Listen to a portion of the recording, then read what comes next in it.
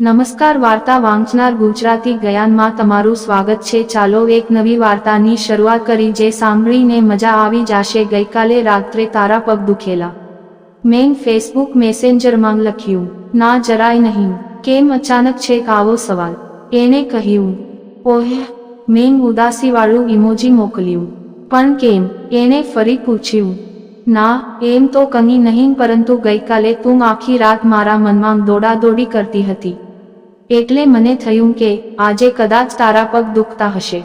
મારી વાત સાંભળીને એણે તરત તો કંઈ જવાબ નહીં આપ્યો, પરંતુ પછી એણે મને એક સ્માઇલી મોકલ્યું। પછી અમારી વચ્ચે એમ જ થોડી ચેટ થઈ, અને જેમ જેમ અમારી ચેટ આગળ વધતી જતી હતી એમ અમે એકબીજાના પ્રેમમાં ગળાડું થવા માંડ્યા। એ દિવસ આમ પણ મારી નોકરીનો છેલ્લો દિવસ હતો, એટલે મારા ભાગે ઝાઝું કામ નહોતું। છેલ્લા દિવસે અમને સાથે બેસીને લંચ કરવાની ઈચ્છા હતી, પરંતુ મારા સ્ટાફ મેમ્બર્સ મને ઘેરી વળતા હું એની સાથે લંચ કરી શક્યો નહીં। અમને એમ કે હવે અમે આખી જિંદગી જ સાથે કાઢવાની છે, તો એક દિવસ સાથે લંચ નહીં લેવાય તો શું ખાટું મોડું થઈ જવાનું? આમ એક જ દિવસે એક તરફ મેં મારી જૂની નોકરી છોડી અને બીજી તરફ એક નવા અને સ્પેશિયલ સંબંધની શરૂઆત કરી। નોકરી છોડી એના 2-3 દિવસ હું રજા પર હતો અને મારી પાસે ભરપૂર સમય હતો, એટલે અમે ખૂબ ચેટ કરી। એ છોકરી મારા ધારવા કરતાં ઘણી ડાહી હતી। એ સાવ નાની નાની વાતોમાં ગભરાઈ જતી। બીજી તરફ અમારા રૂપની સરખામણી કરીએ તો એ ઘણી દેખાવડી હતી અને હું ઘઉંવર્ણો। મારા ચહેરાના નાક નકશાના પણ કોઈ ઠેકાણા નહીં। એ એના દેખાવ, કપડાં કે જીવન ઉપયોગની અન્ય બાબતોને લઈને અત્યંત ચીટવાળી, તો હું એ તમામ બાબતે લઘરવઘર સાબિત થાઉં। આમ તો અમે એક જ જ્ઞાતિના હતા, પરંતુ અમારી ખોબા જેટલી જ્ઞાતિમાં દુનિયાભરની વાડાબંધીને કારણે અમારી વચ્ચે થોડું અંતર હતું। અને સૌથી મોટું અંતર હતું અમારી આર્થિક પરિસ્થિતિ। જ્યાં એ અત્યંત ધનવાન ઘરમાંથી આવતી હતી તો હું મધ્યમવર્ગીય પરિવારનો હતો। અમારી વચ્ચેની તમામ વિષમતાઓમાં, રૂપ કે ધન જેવી બાબતમાં એની સરખામણીએ હું એના કરતાં ઘણો ઉતરતો હતો। એટલે ત્રીજા દિવસે મેં એને પૂછ્યું કે આટલી બધી વિષમતાઓ હોવા છતાં તું મારા પ્રેમમાં કેમ પડી? આ તારો પ્રેક્ટિકલ નિર્ણય તો છે ને, કે પછી તું લાગણીઓમાં વહી ગઈ છે? એણે મને કહ્યું કે તારી પાસે મારા કરતાં રૂપ કે ધન ઓછું છે એ તારી માન્યતા છે। મારા માટે એ મેટર નથી કરતું। મારા માટે મહત્વની છે તારી લાગણીઓ અને તારી બુદ્ધિ। અમારા ઘરના તમામ પુરુષોની બુદ્ધિ ત્રાજવે તોલવામાં આવે તો એ તારા એકલાની બુદ્ધિની નજીક તેઓ નહીં પહોંચે। અને આ જમાનામાં લોયલ માણસ મળવો અશક્ય છે, ત્યારે તું તો મારે માટે સોનાની લગડી છે। ત્યારબાદ મેં મારી નવી કંપનીમાં કામ શરૂ કર્યું। મારી કંપની પણ નવી હતી, એટલે શરૂઆતના સમયમાં મારે બહુ કામ કરવાનું આવતું ન હતું। એટલે દિવસનો મોટાભાગનો સમય અમે ચેટ કરતા રહેતા। લગભગ એક અઠવાડિયા સુધી આમ ચાલ્યું હશે। એના ઘરના લોકો થોડા સ્ટ્રિક્ટ હોવાને કારણે અમે ફોન પર વાતો કરી શકતા ન હતા, પરંતુ સતત ચેટિંગ કરીને અમે એકબીજામાં એટલા બધા ઊંડા ઉતરી ગયેલા કે ગણતરીના દિવસોમાં અમે બંને એકબીજાની પ્રાથમિકતા બની ગયેલા। અમારો પ્રેમ દિવસેને દિવસે ગાઢ થતો જતો હતો। બીજી તરફ પેલો જાતિનો પ્રશ્ન તો માથે તલવારની જેમ લટકતો જ હતો। અમારી વાતો હું એને સતત પૂછતો રહેતો કે તું શ્યોર છે ને? તારા ઘરવાળા ના તો નહીં પાડે ને? હું એને આવું એટલે પૂછતો કે મને ભાગીને લગ્ન કરવામાં, કોર્ટ મેરેજ કરવામાં કોઈ રસ ન હતો। તો એ કહેતી કે મારા પપ્પા મારા માટે જીવ કાઢી દે એવા છે, તો આ તો મારા જીવનનો અત્યંત મહત્વનો નિર્ણય છે। તેઓ મને મારી પસંદગીની જગ્યાએ જ લગ્ન કરાવશે। એની વાત સાંભળીને મને ધરપત તો મળતી, પરંતુ મનમાં એક ભય તો સતત રહેતો જ। અમારા પ્રેમને 10 દિવસ થયા હશે, પરંતુ અમે એ દિવસોમાં ક્યારેય મળ્યા ન હતા। સાચું કહું તો એવી કોઈ જરૂરિયાત પણ નહોતી ઊભી થઈ, કારણ કે ચેટિંગ દરમિયાન અમે એકબીજામાં રમમાણ રહેતા અને સતત અમારા ફોટોગ્રાફ્સ કે સેલ્ફી એકબીજા સાથે શેર કરતા રહેતા। એક દિવસે સવારે એને મને કહ્યું કે આજે સાંજે મારે તને મળવું છે।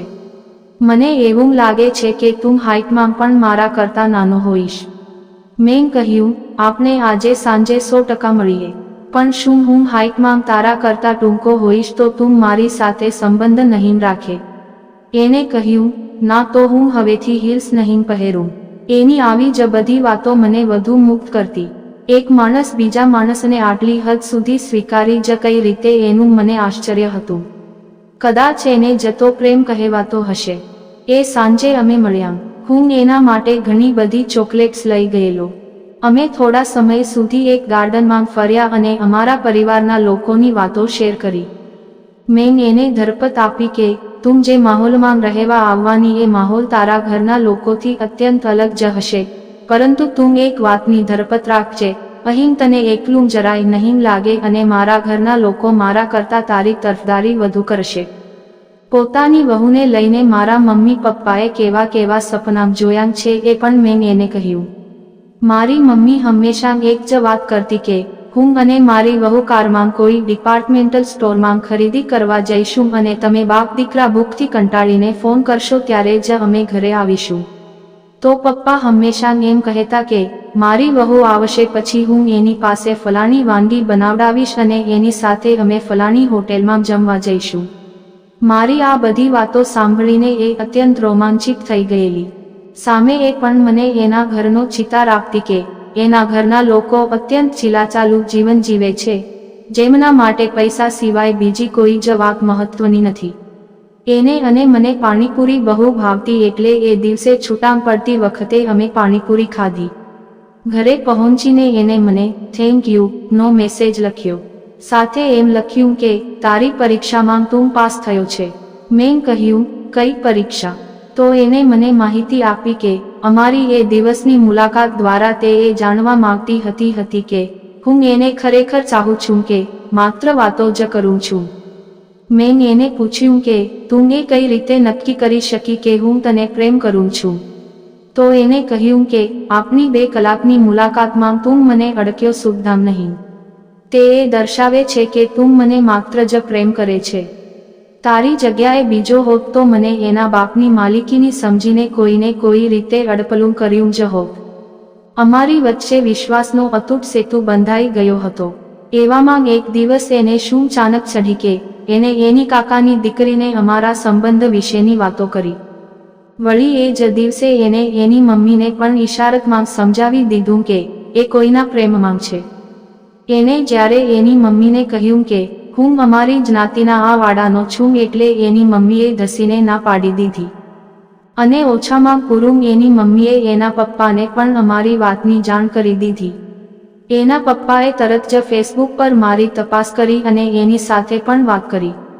કડક સ્વભાવના એના પપ્પાએ એને એટલી બધી ખખડાવી કે તે એ દિવસે એ કલાકો સુધી સૂન મારી ગયેલી. હું તો પહેલા આ બધી વાતથી અજાણ જ હતો. બાદમાં એની એક માસીએ મને ફોન કરીને કહ્યું કે દીકરા, અમારા ઘરમાં તમારી બાબતે ભારે રામાયણ ચાલે છે અને તું આજે એને ભૂલમાં પણ મેસેજ કે ફોન નહીં કરતો. અને હા, હવે તું બને એટલો જલ્દી આ સંબંધમાંથી બહાર આવી જજે. તમારા સંબંધનું ભવિષ્ય શૂન્ય છે. અચાનક આવેલા આવા ફોન કોલથી હું ધ્રુજી ઉઠ્યો. અમારા સંબંધને લગભગ 20 જ દિવસ થયા હશે, પરંતુ એ 20 દિવસોમાં અમે પ્રત્યેક ક્ષણ સાથે રહ્યા હતા. અમે એકબીજાને ઊંડાણથી ઓળખતા હતા, સાથે જીવવાના સપના જોયા હતા. એ બધું એક જ ક્ષણમાં કડવું થઈ જતું લાગ્યું. જો કે મને કંઈક આશા હતી. હું એના ફોન કે મેસેજની રાહ જોઈ રહ્યો હતો. એ જ્યાં સુધી મને કંઈ નહીં કહે ત્યાં સુધી મને કોઈ વાત પર વિશ્વાસ બેસવાનો ન હતો. 2 કલાક અજંપામાં ગયા હશે ત્યાં એને મને મેસેજ કર્યો. આપની બધી આશાઓ પર પાણી ફરી વળ્યું. તે કહેવામાં થોડી ઉતાવળ કરી. મેં કહ્યું ભૂલ થઈ ગઈ. એને પસ્તાવો કર્યો. હવે પપ્પાએ જ મને તને મેસેજ કરવા કહ્યું છે. એમણે કહ્યું છે કે એને ના પાડી દે. તારું દિલ શું કહે છે? મેં કહ્યું તારા જેવા સ્વભાવવાળો છોકરો મને મળવાનો નથી. પણ શું? આમ તો મારે ભાગીને લગ્ન નહોતા કરવા, પણ તું કહેતી હોય તો આપણે આ બધું ઠંડુ થાય પછી કોર્ટ મેરેજ કરી લઈએ. ના, એને કહ્યું તો બીજો કોઈ રસ્તો? હું મારા મમ્મી પપ્પાને અત્યંત ચાહું છું. મેં કહ્યું તને પણ ચાહું છું, પણ એમને દગો નહીં કરી શકું. આપના સંબંધને માત્ર 20 દિવસ થયા છે. એમની સાથે હું છેલ્લા 24 વર્ષથી છું. એમણે મને જન્મ આપ્યો છે. 20 દિવસના સંબંધ માટે હું એમની સાથેના 24 વર્ષો પાણીમાં જવા નહીં દઈ શકું. એણે કહ્યું, તારી વાત સાચી છે. તારી જગ્યાએ હું હોત તો હું પણ આમ જ કરતે. આફ્ટર ઓલ એ આપણા મા બાપ હોય છે. એને રડમસ ચહેરાવાળું ઇમોજી મોકલ્યું. હું તારા નિર્ણયને માન આપું છું. તું જે ઘરમાં પરણશે એ ઘર બહુ જ લકી હશે. મારા ઘરના એવા નસીબ નહીં હોય કે ત્યાં તારા જેવી સ્ત્રી પગલાં પાડે. તું મને રડાવ નહીં. એણે કહ્યું, હું શું કામ રડાવું? તારે ડહાપણ કરવાની જરૂર ન હતી. તેમ શું કામ ભાંગરો વાટ્યો ઘરે? હવે તારે ને મારે બંનેએ રડવાનો વારો આવ્યો. આઈ લવ યુ એને લખ્યું. આઈ લવ યુ 2, 3, 4, 5. મેં એને હળવી કરવા લખ્યું. તારા લગ્નમાં મને બોલાવજે. મારા લગ્ન પહેલા થશે તો હું તને બોલાવીશ. એને લખ્યું, તું બહુ રડારોળ નહીં કરતી. મારા માટે એ પોસિબલ નથી. તને ગુમાવીને કોઈ શાંત રહી શકે ખરું? જો મને આટલો ચાહતી હોય તો તારા બાપ ને સમજાવ. હું એમને જાણું છું. એ માણસ ક્યારેય નહીં માને. હું પ્રયત્ન પણ નહીં કરી શકું. આપના મેસેજ સાચવી રાખજે. મારી યાદ આવે ત્યારે આપની ચેટ વાંચી લેજે. અને તારું ક્યાંક નક્કી થઈ જાય તો સૌથી પહેલા એ ચેટ ડિલીટ કરી દેજે. મેં કહ્યું, પપ્પાએ કહ્યું છે એટલે હમણાં થોડા દિવસ તને બ્લોક કરું છું. પણ તું મને બ્લોક નહીં કરતો. અને તારા વોટ્સએપ પ્રોફાઇલ પિક્ચર્સ બદલતો રહેજે એટલે હું એ જોઈ શકું. આ તો જો પોતે મને બ્લોક કરવાની અને પાછી મને મારા ડીપી બદલવાનું કહે છે. પ્લીઝ મારે ખાતર. એને લખ્યું, હમમ ઓલ ધ વેરી બેસ્ટ. તારા નસીબમાં સુખ લખેલું છે. કારણ કે તું કોઈને પણ સુખી કરી શકે છે. એને લખ્યું, ખુશ રહેજે. એને ઇમોજી મોકલ્યું. પ્લીઝ તું દુઃખી થાય એ મને સારું નહીં લાગે. એને લખ્યું, સારું બસ હસતો ચહેરો. બ્લોક કરું છું. આઈ લવ યુ. તારા પગ દુખે ત્યારે મને યાદ કરજે. ક્યાંક તું મારા મનમાં દોડાદોડી કરતી હોઈશ. બસ હવે રડાવ નહીં. આઈ લવ યુ. બ્લોક કરું છું. આમ અમારી ટચુકડી લવ સ્ટોરી પૂરી થઈ. જિંદગીમાં એક જ વાર પ્રેમ થયેલો. જો કે એ પ્રેમને હું નિષ્ફળ તો નહીં જ માનું. પણ જેને ચાહી હતી એ વ્યક્તિ મને નહોતી મળી એ વાત પણ સાચી છે. એ વાતનો મને સખત સચરાટ છે. જ્યારે પણ એની યાદ આવે ત્યારે હું અમારી જૂની ચેટ વાંચી લઉં છું. ક્યારેક એની ખૂબ યાદ આવે છે. ત્યારે જરૂર એના પગ દુખતા હશે. આવી વાર્તા સાંભળવા માટે ચેનલને સબસ્ક્રાઇબ કરજો મિત્રો. ધન્યવાદ.